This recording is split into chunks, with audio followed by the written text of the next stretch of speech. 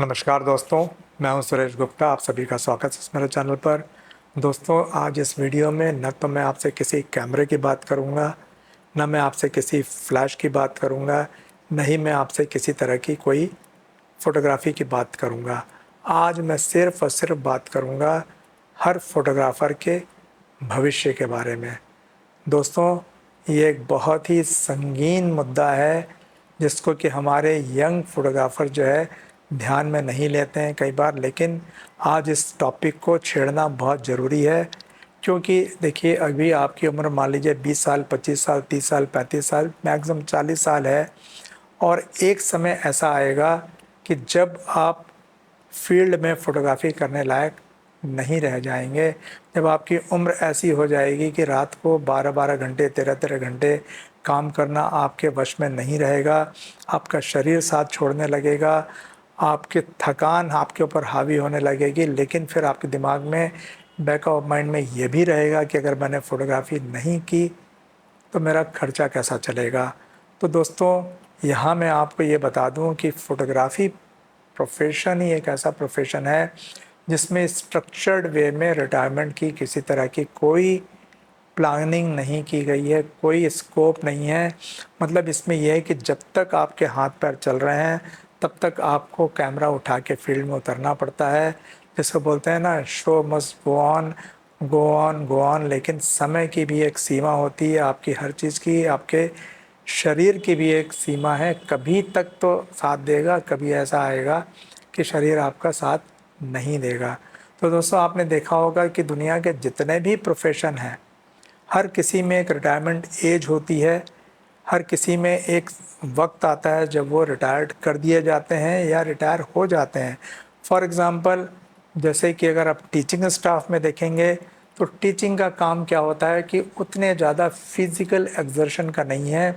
इसीलिए वहाँ पे आज देखिएगा पूरे हिंदुस्तान में लगभग हर जगह टीचिंग की जो रिटायरमेंट एज है वो 65 ईयर्स है। लेकिन अगर आप डिफेंस में देखेंगे तो आपकी जो रिटायरमेंट एज है वो 35 साल में शॉर्ट सर्विस दे दिया जाता है आपको। क्योंकि एक जो सोल्जर होता है ना, वो कब तक हाथ में बंदूक लेके सीमा पे खड़ा रहेगा। तो वही हाल हमारे फोटोग्राफर्स का भी है कि कब तक हाथ में कैमरा लेके वो शादियां, मैरिज, इवेंट सब कुछ कवर करते रहेंगे। और एक दिन तो ऐसा आना ही है कि जब वो थक जाएंगे और उनसे कैमरा नहीं उठेगा। तो दोस्तों, जब वो समय आएगा और आपके पास अगर बैकअप में कोई प्लानिंग नहीं रहेगी, आपका कोई रिटायरमेंट प्लान नहीं रहेगा, आपका कोई बैंक बैलेंस नहीं रहेगा, तो वो दिन आपके लिए बहुत मुश्किल हो जाएगा। और वैसे भी आपने देखा होगा, कुछ साल पहले जब हिंदुस्तान में या पूरे वर्ल्ड में जो कोरोना की महामारी आई थी, उस समय कई लोगों के घर में जो है फाके पड़ने की नौबत आ गई थी। तो आज इस वीडियो में आपसे मैं सिर्फ़ और सिर्फ इस बारे में बात करना चाहूँगा कि आपको अभी समय रहते अपने रिटायरमेंट के बारे में सोचना पड़ेगा। रिटायरमेंट के बारे में इस तरह से कि आपको अपना स्ट्रक्चर्ड वे में फ्यूचर प्लान आज ही करना पड़ेगा। आज जो पैसे आप कमाते हैं उसका कुछ हिस्सा आपको भविष्य के लिए जुटा के ज़रूर रखना पड़ेगा। दोस्तों, आज मैं 67 साल की उम्र हो गई है मेरी, मैं रिटायर्ड आदमी हूँ। मेरी भी कोई पेंशन नहीं है। हमारे जो नौकरी थी उसमें पेंशन की स्कीम नहीं थी। हमें एक मुश्त कुछ रकम दे दी जाती थी, तो हमने उस एक मुश्त रकम को इस तरह से इन्वेस्ट कर दिया है। प्लस मेरे पूरे सर्विस करियर में जो भी मेरे से सेविंग समय समय पर हुई उसको मैंने स्ट्रक्चर्ड वे में निवेश कर रखा था। म्यूचुअल फंड में डाल रखा है, एफडीएस में डाल रखा है, पेंशन स्कीम ले रखी है। तो आज 1 से 10 तारीख के बीच में एक हैंडसम अमाउंट मेरे बैंक में आ जाता है। मेरा और मेरे वाइफ का उसमें हंस के गुजारा हो जाता है। तो वही चीज़ मैं अपने सारे फोटोग्राफर से उम्मीद करता हूँ कि जब आप 60 साल के हो जाएं तो आपके पास इतने पैसे हों कि आप इज्जत से, सम्मान के साथ अपना बचा हुआ जीवन पूरा गुजार सके। देखिए, एक चीज़ मैं आपको और बता दूं कि कभी भी आप किसी एज में अपने बच्चों से कोई उम्मीद मत रखिएगा। क्योंकि जो प्रोफेशन आज आपने अडॉप्ट किया है वही प्रोफेशन आपका बच्चा भी अडॉप्ट करे, कोई ज़रूरी नहीं है। और एक समय ऐसा आएगा कि आप अपने आप को अकेला पाएंगे। आपने सोचा था कि बड़ा होकर आपका बेटा आपका रोज़गार संभालेगा, और हम दोनों मिलके काम करेंगे तो ये कोई ज़रूरी नहीं है कि आपका बच्चा आपके फील्ड में आए। हो सकता है उसको उससे अच्छी कोई अपॉर्चुनिटी मिलेगी तो वो वहाँ चला जाएगा। और अपॉर्चुनिटी अगर किसी की जैसी भी मिले, कभी किसी के रास्ते में रोड़ा नहीं बनना चाहिए। मैं तो भगवान से मतलब मनाता हूँ कि आपके बच्चे दिन दूनी रात चौगनी तरक्की करें, वो इंजीनियर बने, डॉक्टर बने, सीए बने, कलेक्टर बने, आईएएस ऑफिसर बने, फौज में जाएं, बड़े से बड़े ओहदे पे बैठे। और जब भी बेटा जब किसी बड़े ओहदे पे बैठता है ना, तो बाप का सीना वैसे ही चौड़ा हो जाता है। मानिए चाहे ना मानिए, आपके फोटोग्राफी के काम में स्ट्रगल तो है, इससे तो आप भी इनकार नहीं कर सकते। तो जो स्ट्रगल आपने इतना ज़िंदगी भर किया है, अगर आप नहीं चाहते कि आपका बच्चा भी अगर वही स्ट्रगल करे, तो अगर वो जो फील्ड अपनाना चाहता है आप उसको अपनाने दीजिए, अपने रास्ते उसको बनाने दीजिए। लेकिन आपका जो ओल्ड एज है उसके लिए अगर आपने आज से नहीं सोचा तो एक एज में जाके आपको परेशानी हो जाएगी। इसीलिए मैं सबको बोलता हूँ कि मान लीजिए आज आप जितना भी कमाते हैं, महीने का, साल का या एक इवेंट का, मान लीजिए अगर आप एक इवेंट का 20,000 कमाते हैं, 10,000 कमाते हैं, आप ये मान के चलिए मैंने उतना नहीं कमाया। आपने 10,000 रुपये कमाए, उसमें से आप इमीडिएटली जो है 1,000 रुपये निकाल के स्पेयर कर दीजिए। महीने का आपने 50,000 कमाया, आप 5 से 10,000 रुपया निकाल के उसको स्पेयर कर दिए। साल का मान लीजिए आपने 10 लाख रुपए कमाया, आप कम से कम 1 लाख रुपए निकाल के स्पेयर कर दीजिए। आपको लगेगा स्पेयर कर दूंगा तो मैं फिर अपना काम कैसे करूंगा। देखिए ये तो मन की बात है खाली।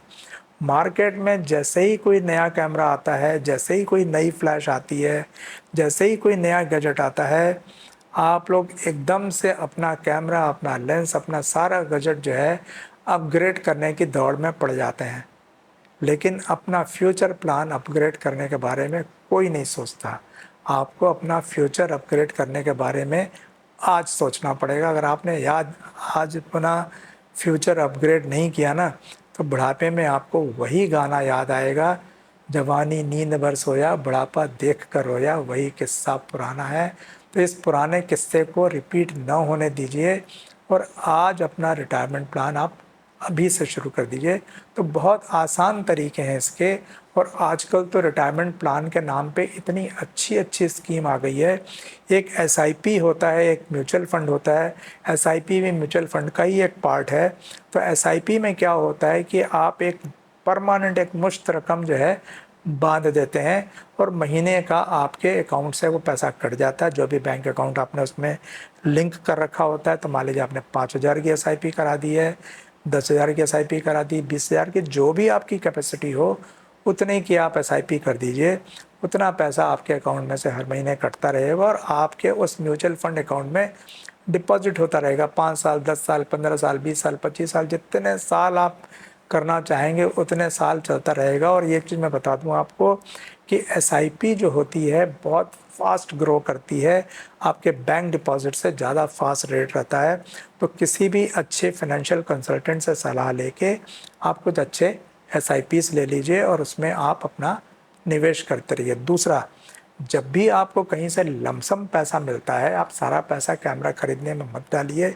आपको नए नए ऑफर मार्केट में जो है आकर्षित करते रहते हैं, लेकिन आप कुछ कुछ पैसा एक मुश्त जो है म्यूचुअल फंड में डाल दीजिए या फिक्स डिपॉजिट में डाल दीजिए, या तरह तरह की पेंशन स्कीम है अलग अलग बैंक्स के पास में, उसके बॉन्ड्स ले लीजिए, ताकि जब आप 50 साल, 60 साल, 70 साल जो भी आप चाहेंगे उस साल को जब अचीव करेंगे तो उसमें से अपने आप आपके नाम की पेंशन आना शुरू हो जाएगी। तो दोस्तों, एक तो ये थी आपके सेविंग की बात। अब नंबर 2 पे बात करता हूँ। आप चूँकि आपके पास कोई भी परमानेंट राशि नहीं है, परमानेंट इनकम का कोई तरीका नहीं है। देखिए, भगवान की माया है, ईश्वर की माया, अल्लाह की माया है, खुदा की माया है, किसी न किसी के साथ कभी न कभी कुछ न कुछ हो सकता है। तो आपके पास कम से कम एक बैकअप होना चाहिए कि कभी ऐसी कोई चीज़ हो जाए खुदा न खास्ता, तो आपके पास इतना ताकत रहे कि मेरे को किसी के आगे हाथ ना फैलाना पड़े।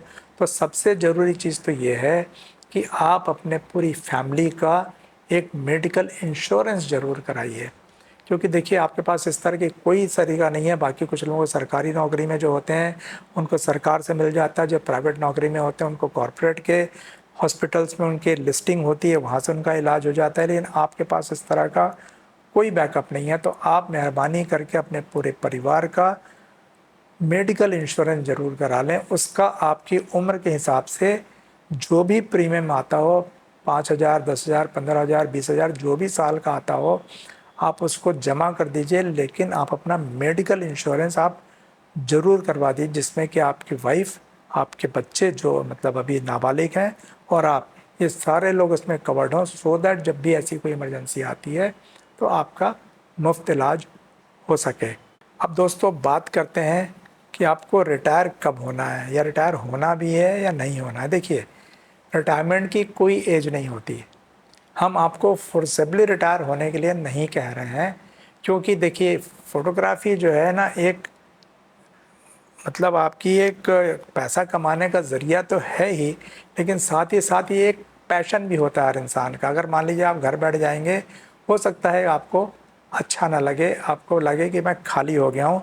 तो मैं आपको खाली बैठने के लिए भी नहीं बोल रहा हूँ, लेकिन रात रात भर आपको खड़े होके वेडिंग अटेंड करने के लिए भी सलाह नहीं दूंगा। तो आप क्या करिए कि जैसे जैसे आप ग्रो होते हैं, आप अपना एक स्ट्रक्चर्ड अपना बिजनेस, अपना एक ब्रांड बना लीजिए।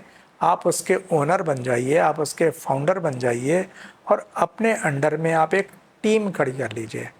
आपके अंडर में काम करने वाले कम से कम 8, 10, 15, 20 लड़के लड़कियां होने चाहिए, जो आपकी शागिर्दी में काम करें और आपके स्टैंडर्ड की फ़ोटोग्राफी वो मार्केट में करें। क्योंकि देखिए होता क्या है, मान लीजिए आपको 15 साल हो गए, 20 साल हो गए, 25 साल हो गए फ़ोटोग्राफी करते करते, तो आपका नाम मार्केट में फैल जाता है। तो आपका जो कॉन्ट्रैक्ट आता है वो आपके नाम से आता है, और आपकी कंपनी का एक नाम फैल जाना चाहिए मार्केट में। तो जब आप गद्दी पे बैठेंगे तो आपके नाम से आपका कस्टमर जो आपकी दुकान पर आएगा, आपसे बात करने के लिए आएगा, फिर वो ये नहीं देखेगा कि आप फोटोग्राफी के लिए किसको भेज रहे हैं। तो इसीलिए आप अपनी इसमें अपनी गाइडेंस में एक बहुत अच्छी टीम तैयार कीजिए, यंग लड़के लड़कियां तैयार कीजिए, जो आपके बिहाफ पे आपका इक्विपमेंट लेके मार्केट में जाएं, और आपकी जैसी ऑर्डर बुक है उसके हिसाब से वो शूटिंग करते रहें। तो उससे क्या होगा, नाम आपका वहीं बरकरार रहेगा, आपका नाम चलेगा और बाकी लोगों का काम चलेगा। मार्केट में आप ही ओनर कहलाएंगे, आप ही मालिक कहलाएंगे। आपका जो पर्सनल ईगो है वो भी सेटिस्फाई होता रहेगा कि मैं आज भी शो रन कर रहा हूँ। तो बिजनेसमैन सच्चा वही होता है जो गद्दी पे बैठ के काम करता है, और अच्छा बिजनेसमैन वही होता है जो काम करता नहीं है, वो करवाता है। तो एक स्टेज तक आपने काम कर लिया, अब आपको काम करवाना है। लोग आपके लिए काम करके देंगे, आपका काम खाली सुपरविज़न होगा। आपको अपनी क्वालिटी मेंटेन करनी होगी, आपको अपने काम की डिसिप्लिन मेंटेन करना होगा, आपको अपने डिलीवरी का टाइम मेंटेन करना होगा। और ये आप तभी कर पाएंगे जो आप ठंडे दिमाग से अपनी गद्दी पे बैठेंगे। जब आप अपनी कुर्सी पे बैठेंगे तो आप पाएंगे कि अब मैं अपने पूरे बिजनेस को यहाँ से बैठे बैठे रन कर सकता हूँ। और उस केस में क्या होगा, आपके पास एक परमानेंट इनकम आती रहेगी। और रहा सवाल टीम मेंबर्स के आने जाने का, तो उसमें कोई दिक्कत नहीं है। लोग आते रहेंगे, जाते रहेंगे, उनको जहाँ अच्छी अपॉर्चुनिटी मिलेगी वहाँ जाएंगे। जाने दीजिए, किसी को जाने से मत रोकिए, लेकिन आप नए नए लोगों की भर्ती भी समय समय पर करते रहिए, और आपका काम आगे बढ़ता रहेगा। अब दोस्तों एक आखिरी चीज़ बताता हूँ आपको कि एक समय ऐसा आएगा कि आपको लगेगा अब बहुत हो गया, अब मैं 60 साल का हो गया हूँ, 70 साल का हो गया हूँ, 75 साल का हो गया हूँ, अब मेरे से ये बिजनेस नहीं संभलता। अब मैं रोज़ रोज़ ही ना तो कस्टमर की बात सुन सकता हूँ, ना किसी की मतलब कमिटमेंट पूरा कर सकता हूँ, मैं चैन से बैठ के घर में खाना चाहता हूँ। तो दोस्तों उसका भी तरीका है, आपको अपनी कीमत का अंदाज़ा नहीं है। मान लीजिए अगर आपको मार्केट में फ़ोटोग्राफी करते हुए 40 साल हो गए हैं, और आपकी ब्रांड जो है एक वैल्यू बन चुकी है मार्केट में, लोग आपको आपके नाम से जानने लगे हैं ना, तो आपका टोटल बिजनेस एक ब्रांड बन चुका है। वो आपके मुँह मांगे दाम पे एज़ इट इज़ कोई भी लेने को तैयार हो जाएगा। अगर आप लोग शार्क टैंक देखते होंगे, जो अभी कुछ दिन पहले टीवी पे चल रहा था, तो शार्क टैंक क्या होता है, उसमें आपने देखा होगा जितने भी लोग वहाँ पर आते हैं, तो हर बिजनेस की अपनी एक वैल्यू होती है। तो वैल्यू खाली आपके जो आपके दुकान में कैमरा है, जो दुकान में आपके फ्लैश है, जो इक्विपमेंट्स हैं, उसकी नहीं होती है। वैल्यू होती है आपके ब्रांड की, कि आप बिजनेस कैसा चला रहे हैं, एक साल में कितने का टर्नओवर कर रहे हैं, कितने टर्नओवर पे कितने का प्रॉफिट कर रहे हैं। आपकी एक बैलेंस शीट होगी। जब आप एक ऐसी अपनी बैलेंस शीट बना लेंगे, मान लीजिए आप साल का जो है 70-80 लाख का टर्नओवर कर रहे हैं, 1 करोड़ का टर्नओवर कर रहे हैं, कुछ लोग तो 5-5 करोड़ का टर्नओवर करते हैं। तो जब आप 3-4-5 करोड़ का टर्नओवर करने लगेंगे तो वो जो बैलेंस शीट होती है वो आपकी वैल्यूएशन बनाती है, और उस वैल्यूएशन के हिसाब से फिर आपके पूरे सिस्टम की, पूरे ब्रांड की, पूरे बिजनेस की वैल्यू आंकी जाती है। और उस वैल्यू को या तो कोई आपका पार्टनर बन जाएगा, आप इक्विटी का किसी को पार्टनर बना सकते हैं कि आधा तुम कमाओ आधा मैं कमाऊं, या 3/4 मैं कमाऊं 25% तुम कमाओ।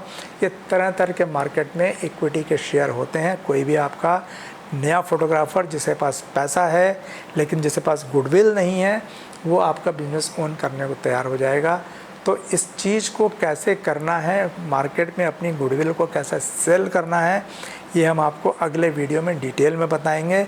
लेकिन मैंने अभी सिर्फ आपको शार्क टैंक का एग्जांपल इसलिए दिया है कि अगर आप शार्क टैंक में दिलचस्पी रखते हो तो उसमें पता चल जाएगा कि किसी भी बिज़नेस की वैल्यूएशन कैसे की जाती है। उस वैल्यूएशन के हिसाब से आप अपने बिज़नेस को, कभी भी चलते हुए बिज़नेस को किसी थर्ड पार्टी को सेल ऑफ कर सकते हैं या अपना उसको पार्टनर बना सकते हैं। तो दोस्तों ये तो थी सारी कहानी आपके फ्यूचर प्लान की।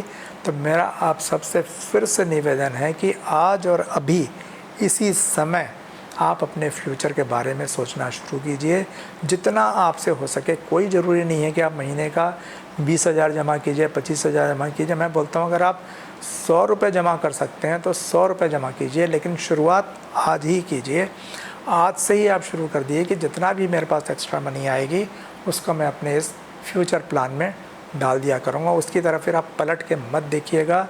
देखिए दोस्तों, मैं आपको एक चीज़ बता दूँ, मैं जिस कंपनी में काम करता था, मैं वहाँ का जनरल मैनेजर था, और मेरे पास रिटायरमेंट के बाद मेरे बहुत सारे एम्प्लॉइज़ मेरे पास आके मेरे से कहते थे, साहब किसी तरह से मुझे वापस काम पे रख लो।